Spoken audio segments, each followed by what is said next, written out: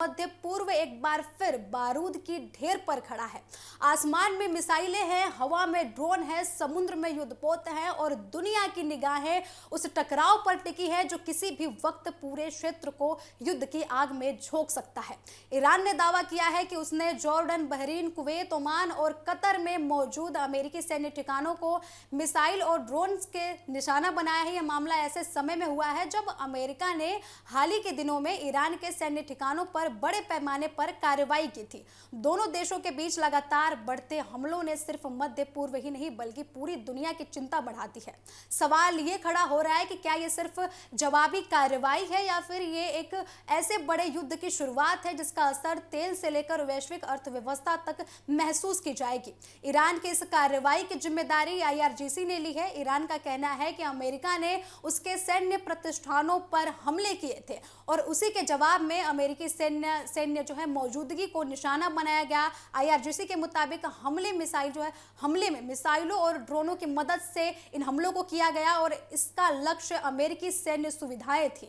आपको बता दें कि हालांकि अलग अलग देशों की ओर से नुकसान के दावे की अभी स्वतंत्र पुष्टि नहीं सामने निकल कर आ रही है, लेकिन सबसे ज्यादा चर्चा जॉर्डन, बहरीन और कुवैत में मौजूद अमेरिकी सैन्य ठिकानों को लेकर हो रही है। इन देशों में वर्षों से अमेरिका की महत्वपूर्ण सैन्य मौजूदगी रही है। बहरीन में अमेरिकी नौसेना का फिफ्थ फ्लीट मुख्यालय है। कुवैत अमेरिकी सैन्य लॉजिस्टिक का बड़ा केंद्र माना जाता है और जॉर्डन में भी अमेरिकी सैनिक जो है और रक्षा संसाधन तैनात रहते हैं। ऐसे में इन ठिकानों को निशाना बनाना सिर्फ सैन्य कार्रवाई नहीं बल्कि अमेरिका को सीधा चुनौती के रूप में देखा जा रहा है कि ये जो सैन्य कार्रवाई की गई है ये अमेरिका को एक चुनौती के रूप में पेश किया जाएगा, चुनौती के रूप में अमेरिका के सामने रखा जा रहा है। दूसरी ओर अमेरिका ने भी जवाबी कार्रवाई तेज कर दी है। अमेरिकी सेंट्रल कमांड यानी कि सेंटकॉम ने ईरान के भीतर कई सैन्य ठिकानों, drone launch sites, missile system और एयर डिफेंस नेटवर्क्स पर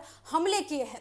अमेरिकी प्रशासन का कहना है कि उसका उद्देश्य क्षेत्र में अपनी सैनिकों की सुरक्षा सुनिश्चित करना और अंतर्राष्ट्रीय समुद्री मार्ग को खुला रखना है, लेकिन ईरान इसे अपनी संप्रभुता पर हमला बताते हुए लगातार पलटवार कर रहा है। अब इस पूरे संघर्ष का सबसे अहम पहलू हॉर्मुज स्ट्रेट है। दुनिया के सबसे महत्वपूर्ण समुद्री व्यापारिक मार्गों में शामिल इस जलमार्ग से वैश्विक तेल आपूर्ति का बड़ा हिस्सा गुजरता है। ईरान एक बार फिर दावा कर रहा है कि वह इस क्षेत्र पर नियंत्रण रखता है और जहाजों की आवाजाही पर उसकी निगरानी रहेगी।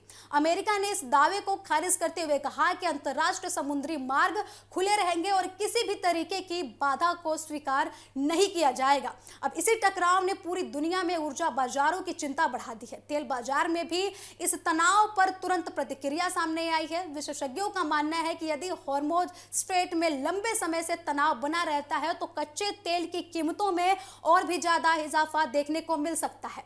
इसका असर सिर्फ खाड़ी देशों तक सीमित नहीं रहने वाला बल्कि भारत सहित दुनिया के उन सभी देशों पर पड़ेगा जो अपनी ऊर्जा जरूरतों के लिए आयात तेल पर निर्भर रहते हैं। महंगा तेल महंगाई बढ़ सकता है और वैश्विक अर्थव्यवस्था पर अतिरिक्त दबाव भी पड़ सकता है। इस संघर्ष ने खाड़ी देशों की चिंता बढ़ा दी है। बहरीन, कुवैत, कतर, ओमान और जॉर्डन जैसे देश ऐसे क्षेत्र में मौजूद हैं जहां एक तरफ अमेरिकी सैन्य ठिकाने हैं तो दूसरी तरफ ईरान का प्रभाव भी लगातार बना हुआ है। ऐसे में ये देश नहीं चाहते हैं कि उनकी जमीन अमेरिका और ईरान के बीच सीधे युद्ध का मैदान बने। कई क्षेत्रीय देशों ने संयम बरतने और तनाव कम करने की अपील भी की है। संयुक्त राष्ट्र भी इस घटनाक्रम पर नजर बनाए हुए है। अंतर्राष्ट्रीय समुदाय की सबसे बड़ी चिंता यह है कि यदि दोनों देशों के बीच हमले इसी तरीके से जारी रहे तो यह संघर्ष केवल अमेरिका और ईरान तक सीमित नहीं रहेगा बल्कि इसमें दूसरे देश भी सीधे या फिर परोक्ष रूप से शामिल हो सकते हैं। इससे पूरे पश्चिम एशिया की सुरक्षा व्यवस्था प्रभावित हो सकती है और वैश्विक व्यापार पर भी गंभीर असर पड़ सकता है। भारत के लिए यह घटनाक्रम बेहद महत्वपूर्ण है। भारत अपनी ऊर्जा जरूरतों का बड़ा हिस्सा खाड़ी क्षेत्रों से पूरा करता है। इसके अलावा लाखों भारतीय नागरिक खाड़ी देशों में काम करते हैं। यदि क्षेत्र में तनाव और भी ज्यादा बढ़ता है तो तेल की कीमतें, समुद्री व्यापार और भारतीय नागरिकों की सुरक्षा जैसे मुद्दे और भी ज्यादा महत्वपूर्ण हो जाएंगे।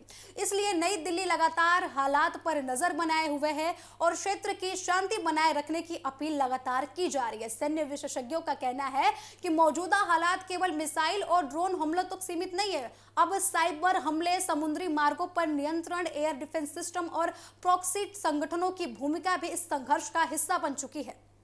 यानी ये एक पारंपरिक युद्ध से कई अधिक जटिल टकराव बनता जा रहा है, जिसमें हर कदम पर असर कई देशों पर पड़ सकता है।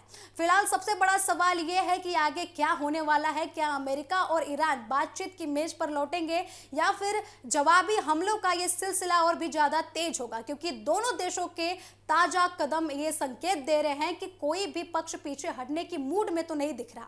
ऐसे में मध्य पूर्व में शांति की उम्मीद फिलहाल धुंधली नजर आ रही है। तो आपको बता दें कि ईरान के मिसाइल और ड्रोन हमले, अमेरिका की जवाबी कार्रवाई, हॉर्मुज़ स्ट्रेट पर बढ़ता तनाव और तेल बाजार की बेचैनी, ये केवल अलग अलग घटनाएं नहीं है, बल्कि एक ऐसे भू राजनीतिक संकट की तस्वीर है जिसका असर पूरी दुनिया पर पड़ सकता है। आने वाले कुछ दिनों में ये तय होगा कि ये टकराव कूटनीति की ओर बढ़ता है या फिर युद्ध के ओर ये बढ़ता हुआ प्रतीत होता है। फिलहाल पूरी दुनिया की नज़र मध्य पूर्व पर टिकी हुई है, क्योंकि वहां लिया गया हर फैसला वैश्विक राजनीति और अर्थव्यवस्था की दिशा बदल सकता है।